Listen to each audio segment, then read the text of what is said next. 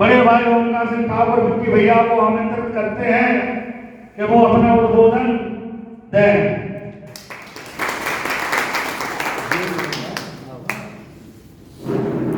धन्यवाद माननीय अध्यक्ष जी।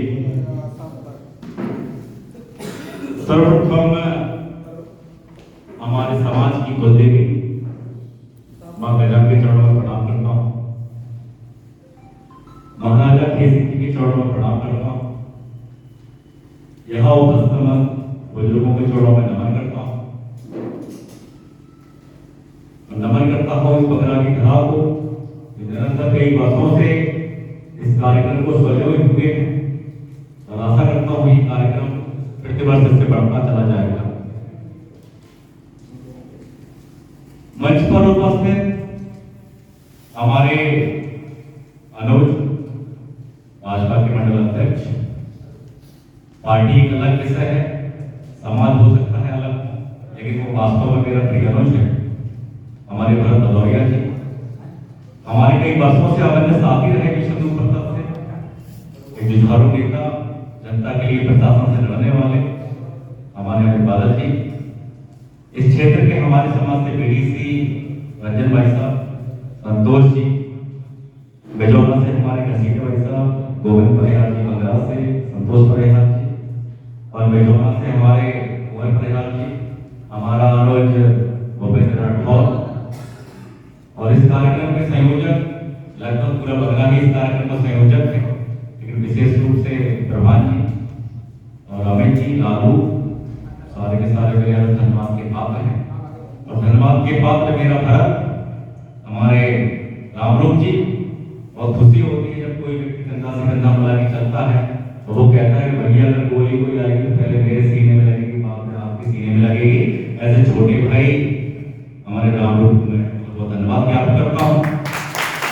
हमारे हमारे आए छोटे भाई राहुल, हमारे नितिन जैसारी और गांव के लोग यहाँ बैठे हुए हैं, हमारे अमिता सौर जी, सबका बहुत बहुत स्वागत है।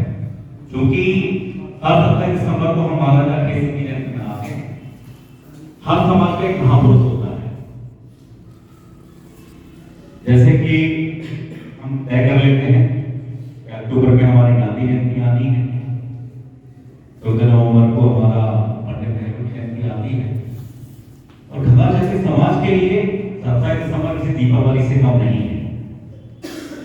यहाँ हमारे कई बड़े बुजुर्ग लोग बैठे हुए हैं। 2006 से हमारे समाज के पूर्व राष्ट्रीय अध्यक्ष माननीय उदय सिंह पिंडल जी के अधिक प्रयास से मध्य प्रदेश में जो गणकुंडा का महोत्सव प्रारंभ हुआ, निश्चित रूप से उसने गणकुंडा कार्यक्रम जरूर प्रारंभ हुआ, लेकिन उसने उत्तर प्रदेश मध्य प्रदेश सहित पूरे भारत में अपनी छटा बिखेरी। पूरे देश में लोगों ने जाना कि वास्तव में ढगा छपरे भीड़ थे। लोगों ने जाना कि जो बुंदेलखंड जाना जाता है वो पहले जुजौती खंड के नाम से जाना जाता है, और वो एक पहला हिंदू शासक था जिसने और जिसके बच्चों ने, क्योंकि उनसे जब औरंगजेब ने कहा कि अपनी बेटी कुंवर मान देगा, शादी हमसे कर दो, डोला उठवा दो, तो कुंवर केशव ने कहा था कि हम मर जाएंगे, मिट जाएंगे, हम जल जाएंगे, लेकिन हम कभी विधर्मियों की धरती पर नहीं बनेंगे। क्योंकि वो कौम है जो मरना पसंद करती है लेकिन झुकना कभी पसंद नहीं करती है। आप अगर हमें अपने साथ लेके चलेंगे तो खुशी खुशी हम अपनी जान दे देंगे, लेकिन वही कहते हैं, मैंने वादा में कहा था, और अगर डराएंगे धमकाएंगे तो आपकी जान हम लेंगे। तो होता क्या है कि जैसे कहा जाता है कि हमारे महाराजा केसरी पृथ्वीराज चौहान के सामंत थे, और उस समय जो सामंत हुआ करते थे, सामंत एक सैनिक दल का नेतृत्व करता था। वो सेनापति होता था, कई सेनापति ही सामंत के नीचे काम करते थे। तो जो हमारी लड़ाई बांदा में हुई, परमानसों में हुई, परमादेव जो वहां के राजा थे, इसके बाद जब पृथ्वीराज चौहान ने हमारे महाराजा केसरी को जरूरत खास शुरू किया, आप यहाँ राज करें। राज हम लोगों ने किया, कालांतर में हमारा राज चला भी गया, और आज के युग में राजा वही है जो लोकसभा में बैठता है, विधानसभा में बैठता है, विधान परिषद में बैठता है। लेकिन मित्रों, एक बड़ा कष्ट का विषय है इस समय जैसे हमारे रामलोक जी कह रहे थे, खेत तो बहुत है लेकिन खेत से कोई नहीं है। अब हमें खेत से जब बनना है जब हम शासन करेंगे, और शासन कब करेंगे? तब लोकतंत्र के हम राज्य कार्य में पहुंचेंगे कैसे? या तो विधायक बनो या सांसद बनो। जयंतियां बहुत मनाएंगे और ये हमेशा मनती रहेगी। गढ़कुंडा में, जो कि गढ़कुंडा मध्य प्रदेश में आता है, हम लोग गढ़कुंडा जाते हैं। पिछले बार माननीय मुख्यमंत्री शिवराज सिंह चौहान आए थे और वहां पे हम लोग लाखों की संख्या में थे। परिणाम शून्य। एक विधायक पहले भी था, उसने टिकट मिला। हम जब इतनी संख्या में हैं, हम हमेशा किसी पार्टी को वोट करते हैं, तो कम से कम हम लोग विधानसभा में 5 से 10 विधायक तो हमारा हो। लेकिन कभी किसी ने कुछ मांगा नहीं। आज जैसी बनी, हम लोगों ने भाषण दिए, आपने बहुत सुने, महाराज जी का होगा, हमारे जैसे कि अमित जी हैं, भरत जी, ये तो हमारे पारिवारिक सदस्य हैं, सब लोग आके यही कहते हैं हम आपके साथ हैं। आप घर चले जाएंगे, वही डेली का रूटीन चालू है। हमने किया क्या? हम ऐसे बैठे रहेंगे, होता रहेगा। तो ये जब हमारे कुछ टीम के लोगों ने विचार विमर्श किया कि भैया क्यों ना इस बार लखनऊ चलते हैं, तो लखनऊ सोचना ये मतलब बहुत ऐसी बात है कि यहाँ जब हमारा 1,500 आदमी इकट्ठा नहीं हो पा रहा है, लखनऊ में हम 2,000 आदमी इकट्ठा कहाँ से करेंगे?